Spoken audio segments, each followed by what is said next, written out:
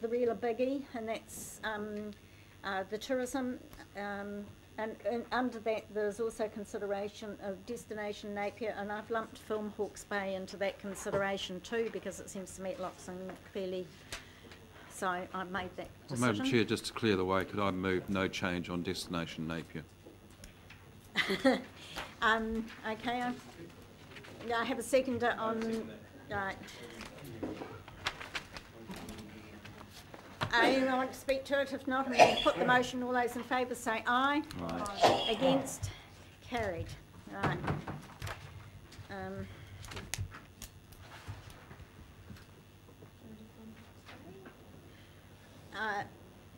The Film Hawke's Bay, do you want to consider that as a separate item, or do you want to take it as to where they could fit in with tourism?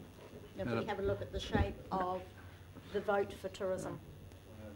If I could foreshadow again, if there's a reasonable increase for tourism, I'd be suggesting that out of that tourism grant, a provision is made by Tourism Hawke's Bay to support the film trust, but that they themselves manage the relationships. So that would be effectively a 20% reduction in whatever extra we give them. And I think the two fit together particularly well. But it would depend on what the quantum of any increase is. So you're supporting that we have a look at that in conjunction with whether we do an increase.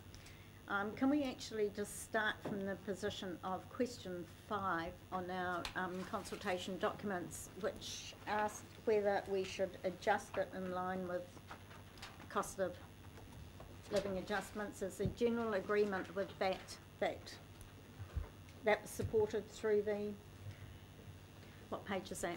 Page 9, Madam Chair, that's on page 9 of 36.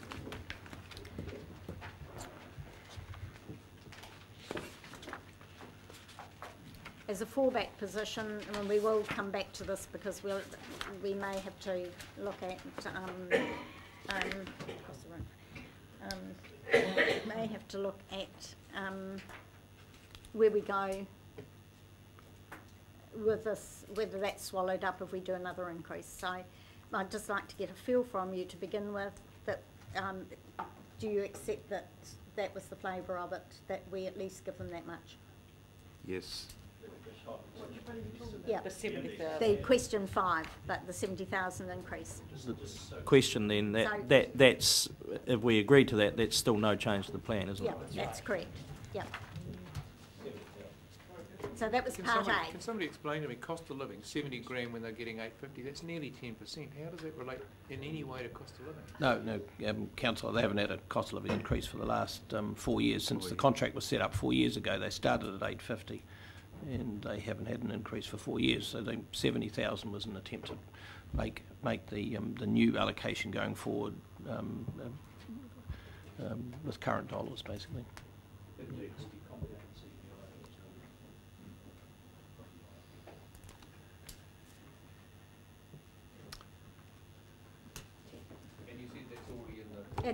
That's already in the plan. We worked through that in the workshopping, and that was the amount that we agreed to put in the plan consult on. The overall support has come back 55 submissions, 93 in favour of at least giving that. So if that's a starting position, we can come back to if it's a fallback position, but we'll move on to 6 and see where we go with that. So you're going to move the first one? Wait, because would we be doing both? That's one of my questions. Isn't it more logical to deal with them separately? Well, I mean, one is simply to maintain the present level of service. Yep, I've got a feeling that yes, you're going to support that, but I'd like to see where we go with the next, to see when we come back to that. Could I help with the quite often with the meeting procedure? The option is to take the most radical proposal first. Well, that's exactly what I'm doing, Councillor. Exactly right. I'm saying to be helpful with Councillor. So if that fails, we come back to the least radical one. Thank you, Councillor. That's to where we just are. as I've said. Very good, very good. So if we can move to question 6 on this, and I need some guidance, first of all, from staff as to where we're going with that and how far we're going, and whether anybody comes up with any radical suggestions as to how we can inject tourism by some other funding mechanism. I think it's all on the table.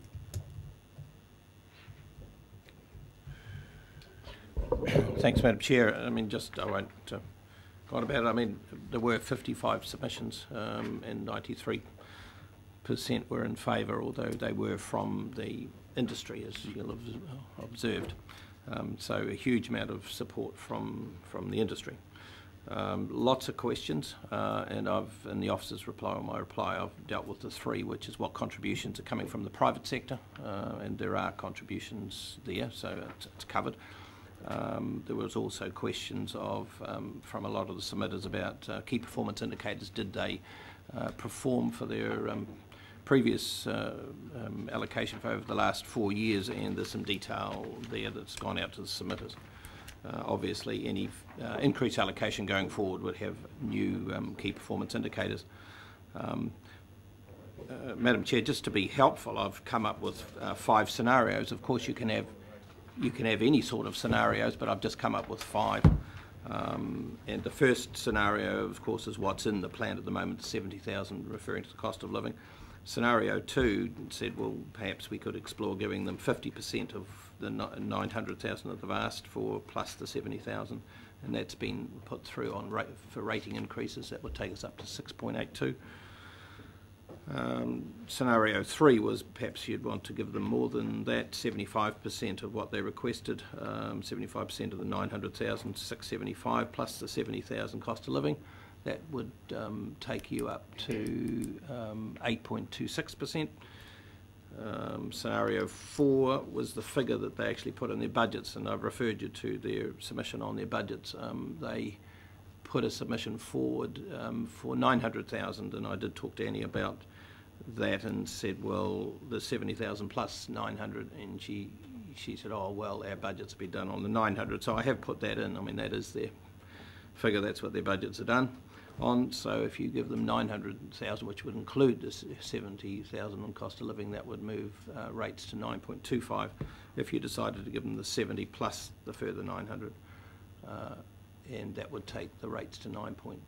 So they are scenarios, Madam Chair. I mean, yep. They can be moved around, and we're able to do that up on the board there. And thank you for breaking it down into impact on different types of ratepayers. I do kick off with a question, and I'll come to you, Councillor here, that federated farmers raised a question around the fact that it impacted more on rural ratepayers than on commercial. No.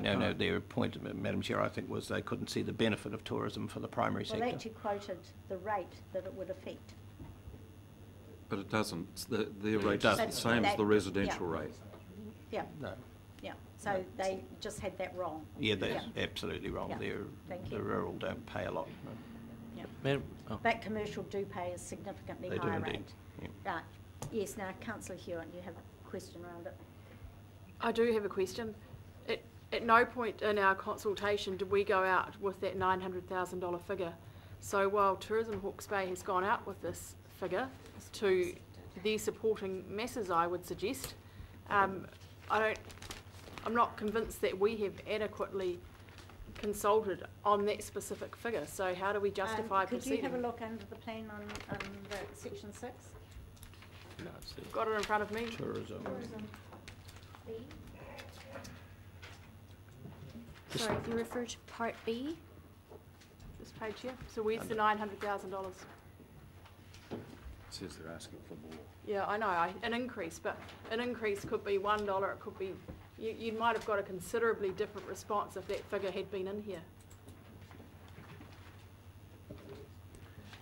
Yes, through you, Madam Chair, we put in for every 100,000 additional the effect of that. So it's fair to note at this point that at no point in the communications that we've put out that we have discussed that $900,000 figure with our constituents.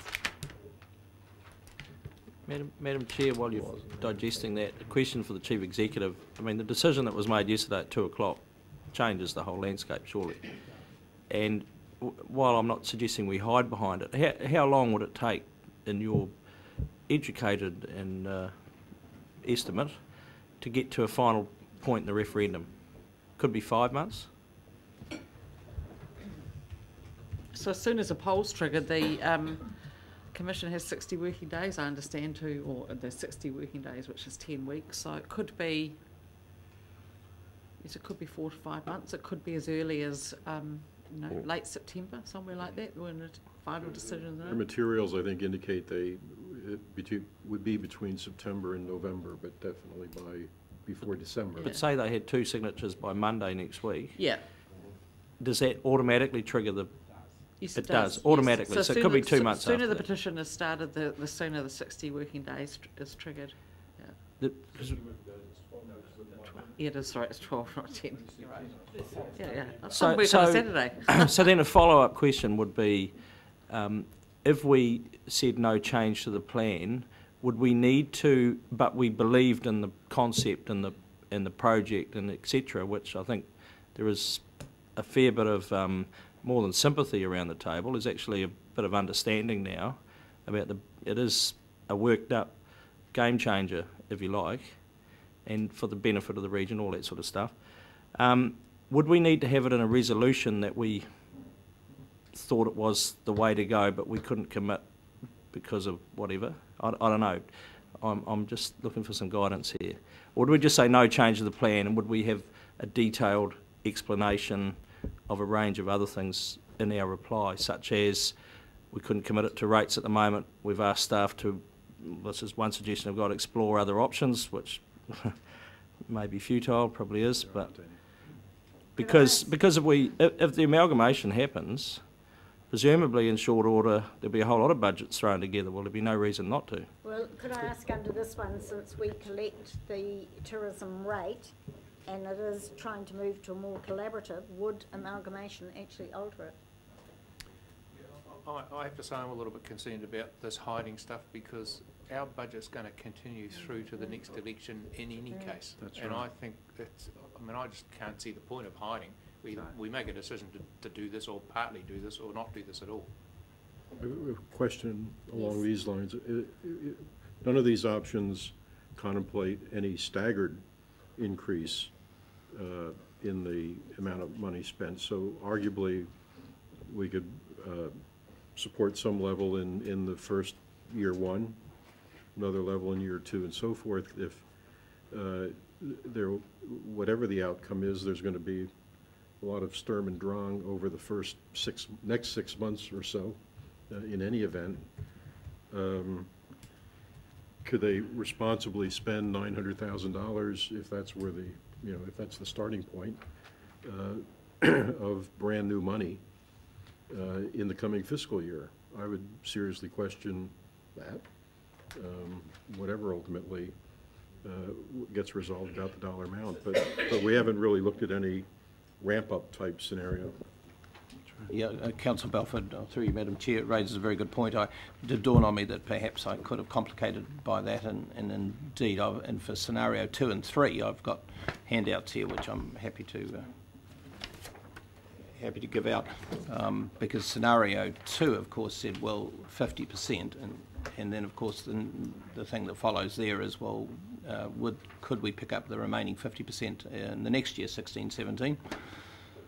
And for scenario 3, you'll recall that I've said, well, maybe 75%. Well, it follows that the remaining 25% could well be picked up the following year. So I'll just wait for everyone to get those, and they are again just scenarios for you to consider. So on the top of this sheet there's scenario 2, which is basically 450,000 of the extra in the year 1 and 2. The percentage increase would be 6.82% in the first year, and it would go to 6.5% in the next year, and then come back to what the plan puts out at 3.7, etc. Why does it go down in year 2, from 520 to 450? Because this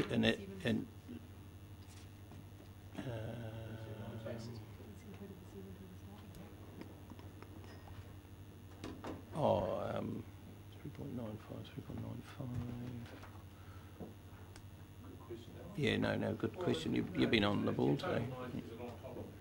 The 70,000, I was It's just the total thinking. rates increase, it's not just the total economic development, so it must be.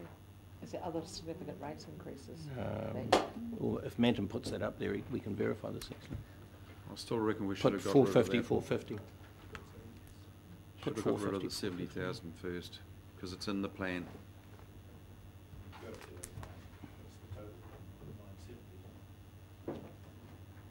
What are you saying here, Paul? Are you saying that in year one we increased by 520 and in year two 520 plus 450?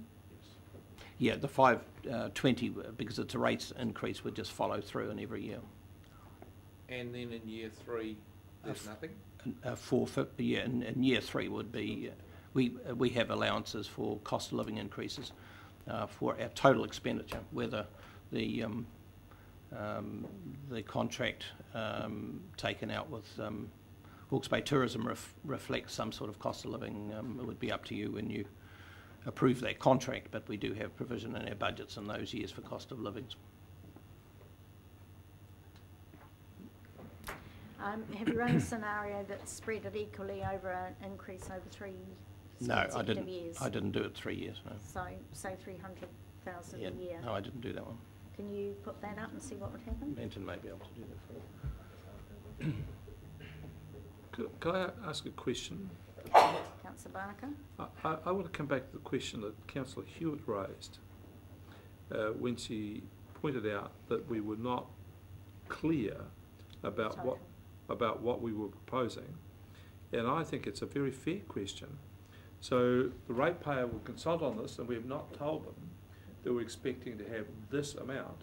Now, if we come out and decide, for example, on the full amount, would the ratepayers not feel justified in thinking that we'd ambushed them? That's my point. I think transparency, as Councillor Hewitt has said, is paramount. Can I just ask the staff, was it the actual amount covered anywhere? It was in there and taken out, I think. There was a discussion, this topic was discussed at a couple of your workshops, long-term plan workshops, and there was specific discussion around whether or not or how the consultation would occur on what had been the additional funding, or for both actually, but particularly for the additional amount, significant funding that the Tourism Hawke's Bay had asked for.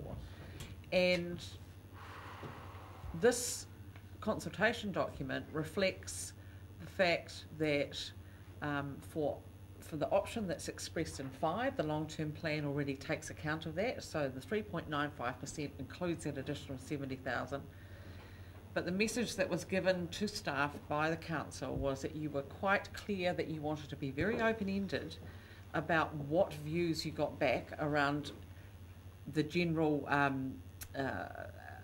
views around a significant increase in spending. So you were quite clear that you didn't want a specific figure put in there. In other words, $900,000. You wanted people to be able to understand the potential impact or what a $100,000 increase would do, but without actually coming down quite clear cut and saying, look, we're looking at $900,000, or we've been asked to look at $900,000. So if you had, we would have quite clearly put it in there, because, you know, I agree, Councillor, that is the cleanest way, if you like. People know exactly what you're asking for, but the discussion at the workshop was around, let's just get a much more broad view about whether or not we should really be, in effect, doubling our efforts in tourism. So can I sorry. take a question from Councillor Belton? Well, just I'm totally sympathetic with Councillor Hewitt on this.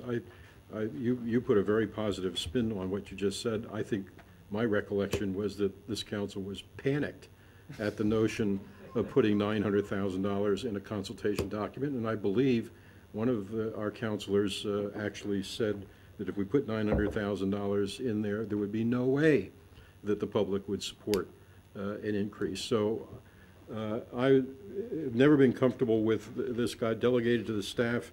It got put forward in a way that was a elegant misdirection, I think. I think Uh, we're and- moving and- into comment rather than questions of clarification. So I think the only people out there who commented on this knowingly was the industry. And the handful of Joe Blog comments about this were all to the other direction of, we want to keep these rates down. Councillor Bevan? So I actually do have a question. If we were to now go out and say we have a proposal for $900,000 and this is what it would do on rates, we're too late now to go through a further period of consultation, aren't we? For this long-term plan, yes. Yeah, so that pretty much kills the... We could, however, if I could pick up as a supplementary on that, if we made provision in it, could we consult on that? No, through you, Madam Chair, the consultation is Because you over have to because the start the rate council increase, have to yeah. adopt before the long-term plan before the end of June, which is timed for our meeting of the 24th, so yeah. Councillor Dick? Yeah, and Madam Chair, I'll Councillor Hart. give you something to get us started. I'll move that a graduated increase of over 3 years be adopted in addition to the inflationary increase, and that a appropriately qualified person be appointed to the board to represent Maori tourism interests. And your film Hawke's Bay? No, I'll leave that out at this stage, seeing that first year is pretty light. Can you clarify your To what top graduated level are you increase? taking your 3 Sorry? To what top level are you taking the 3 years? 300, 600, 900. Now, if people don't like that, okay, they're going to be stuck with the 300. If they don't like it, going up to 600, well, that can change next year. Can we just clarify that those figures include the 70 in the baseline, Yes, so Menton? that's 970 all up. Yes. Right. Yes, Okay. so I can take the 70 off to do nothing. And the rate increase is 5.87, is that right? Yes. 5.87, 569, 551. Sorry, Can you test it with the 70 out, Manton, as well? Compare it? just in the first year or? No, two separate Well, lines. Madam, I've moved that. If there's a seconder, Is there a seconder for it?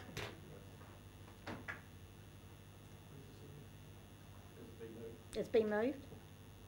Yep, moved by Councillor Dick. Is there a seconder for that? Thank you. all right. So that's for the 2 points, a graduated increase and the appointment of a Māori representative on the board. On the board, yep. Right. Well, money talks. We were told that was seen as bribery before, but could I just say, is it contingent upon them, that the funding is contingent upon the position? Because I think that's what the implication is. Well, it should be. I mean, there's a clear gap. You can't? Because we don't have that right. We don't own the Constitution. Oh, well, that the board be requested to appoint. Make it contingent. Well, I want a seconder. I'll be the second. Okay.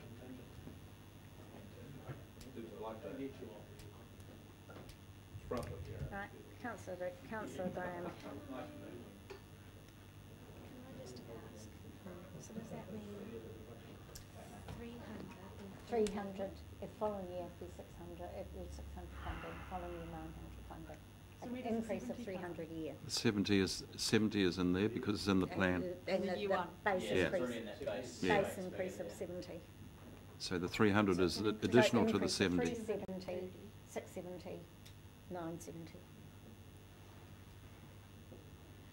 Well, it's 370 plus 300 the following year plus 300 up the year Yeah. after that. I know you've got a motion. Right, and the I've got a motion's question. there. I'm going to ask Councillor Dick to speak to it, Councillor Graham, and then I'll take over. Can we not have any questions?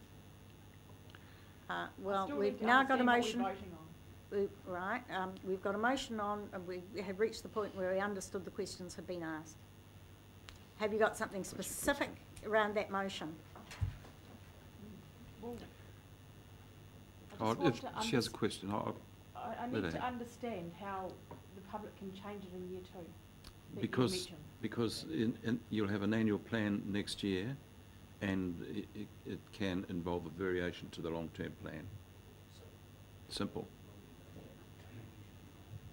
After year 1, everything is only indicative. Councillor Dick, do you wish All to right. speak to him? Well, I'm just trying to be pragmatic and suggest something that we might all agree is affordable and that recognises that there has been strong support, albeit largely from self-interested representatives of this industry, for such a move. But I think there's been a fairly persuasive argument that tourism is on a roll, and that we have very good product here, but we're not as well exposed to the rest of New Zealand and the international market as we can be if we increase the resource to compete with other regions who are spending very strongly and effectively. So I believe that we should do it. I believe that it's most appropriate for there be a suitably qualified Maori person on the board, because it's very evident that there's a gap and an inability for hapu and iwi and Maori businesses to communicate with Hawke's Bay tourism and vice versa. So we need to overcome that barrier.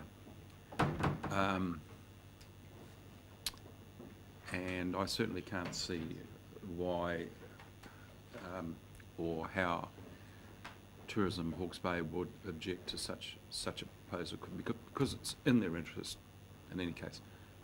I'd love to wrap the screen or the film thing in there as well, but maybe next year. In other words, give them enough money. It's 300,000. That's an amount of money they can do something with. Councillor Graham. Right, have we got any other speakers? Councillor Wilson. I'm hugely uncomfortable at their contingent insistence of a Māori board member. However, I will support this on the basis that the package that we've seen, and it's been worked up over a couple of years now, has been well articulated. I think it's the next best thing, next best cab on the rank for success. Something that actually blows some of the cobwebs out of the stories that we're not a great place to visit. We are in the doldrums. Some say we are, some say we aren't. I think we can demonstrate the good bits more readily and make us more accessible if we get behind the program. It's going to delay it, but in all seriousness, to expect to do the whole lot in one hit, even with the working up, was a long shot. So I will support this, but I'm uncomfortable about the contingent piece with it. However, they will do what they do with that. So.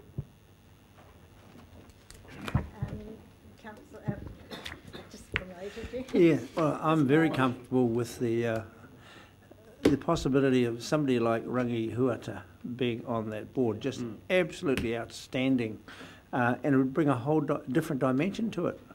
And I think that they may be a bit apprehensive at first, but it's a bit like when I first came on here. Now everybody wants to hug me. Councillor Pike. Look, I'm not going to support it. I know what Councillor Dick is trying to, is positioning this particular recommendation, and I appreciate where he's coming from there. With regards to the the Māori representation on the board, I think that that is something that, you know, that certainly the board would be looking at. The board has certainly seen that there is a gap in the Māori tourism area and has been looking at ways in which they can fill that gap, or at least encourage that gap to be filled. And I guess in time that would have led to most probably that sort of representation, looking around for someone who had the right skills and the right context. Given, of course, that Hawke's Bay tourism is not about pouring money, the money that we give them through our rating, to organisations within Hawke's Bay. It's not about supporting those organisations. I do get the feeling sometimes when Māori organisations come along here that they're looking for a handout to help them in their own tourist enterprise. It's not about that, and I think if you've looked and listened to the strategy says that it's about bringing people into the area. It's about getting Hawke's Bay known out there and shouting out all the good things that we have here, and in those broad brushstrokes. The seasonal campaign has been accepted not only by the territorials but also by all the industry out there, and hence, of course, I think we saw the very 100% support from the industry out there. I think that,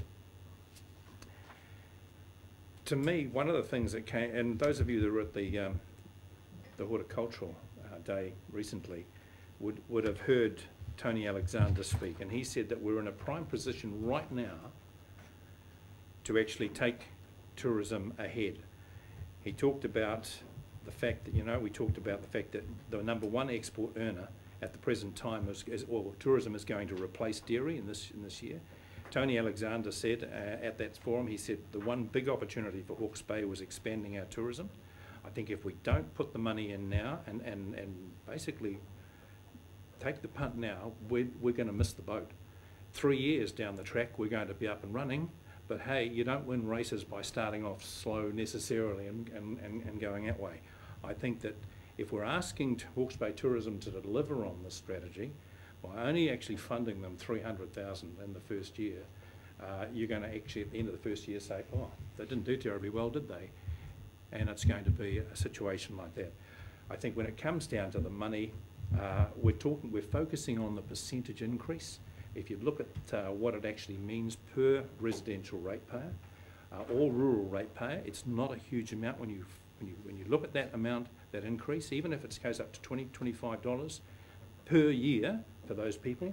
The people that are going to be hit harder will be the commercial people, and those are the people that everyone says they're the ones that benefit. Well, yes, they're paying, and so are the industry, and that came through very clearly in the submission. So I'm sorry, I can't support the graduated one. I think they do need more than just 300,000 at this stage to actually start to get real traction for Hawke's Bay.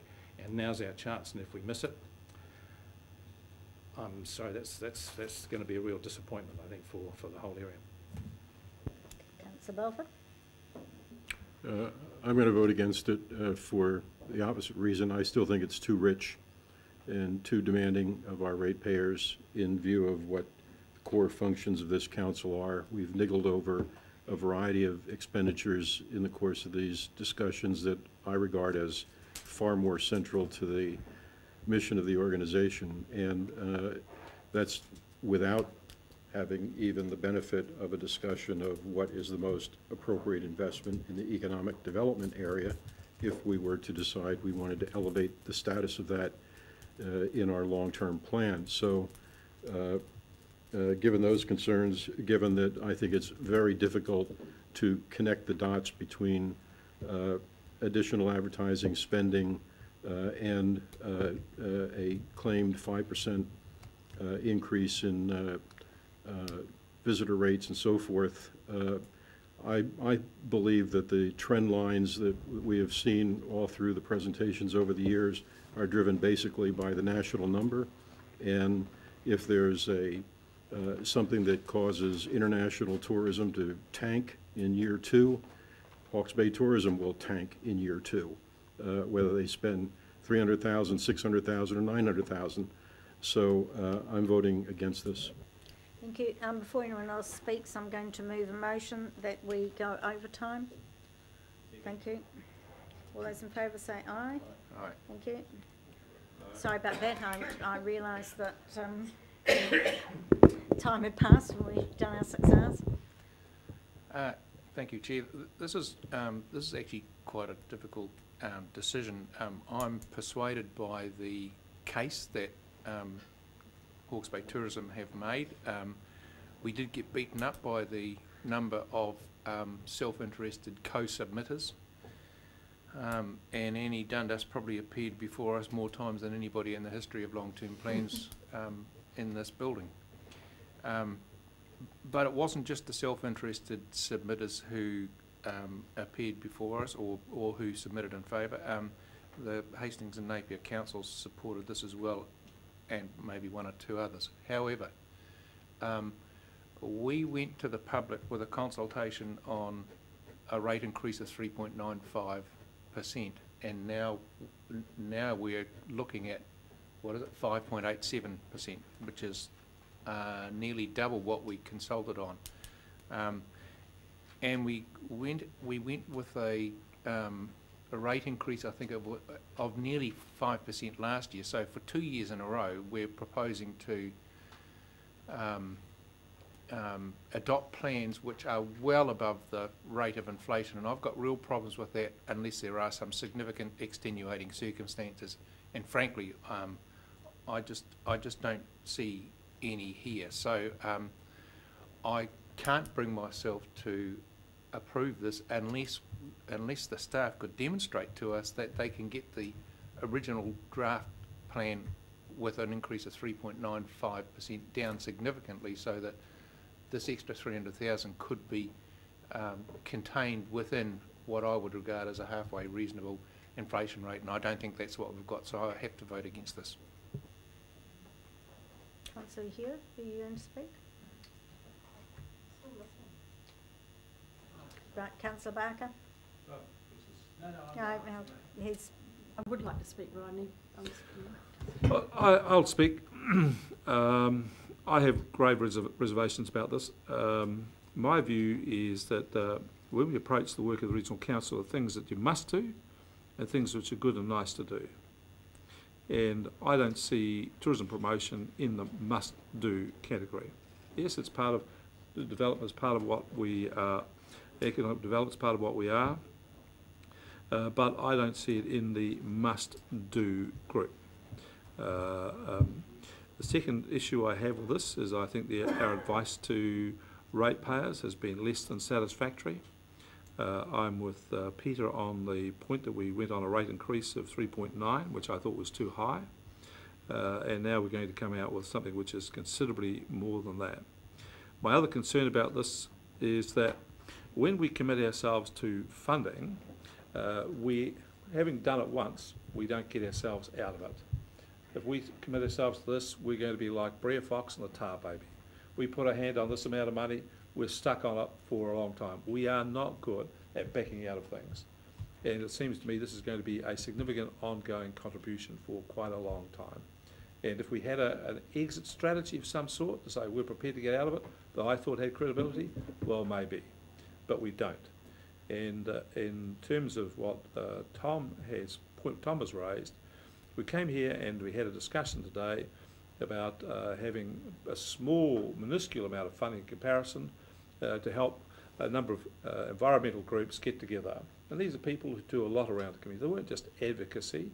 The people who go and plant trees, tidy up things and do a lot of work, which is very helpful to the objectives of this council. And we said we didn't have enough money for that. So we turned down a request for $25,000. Here we are now looking at $900,000 as if it's almost nothing in a way. Well, I don't think we've got the balance of our priorities. The other point I'd make is that most people in this region are struggling, and they struggle to pay their rates and meet their own bills. And I think about those in the poorer communities around here at Mariwa, Flaxmere, other places. They've got to make this money, make it. Now, it could be argued that they're likely to benefit from a job at the end of it, but they have to stump up with the money. And we have the power to take money out of their purses and money out of their wallets. We have enormous power to do that.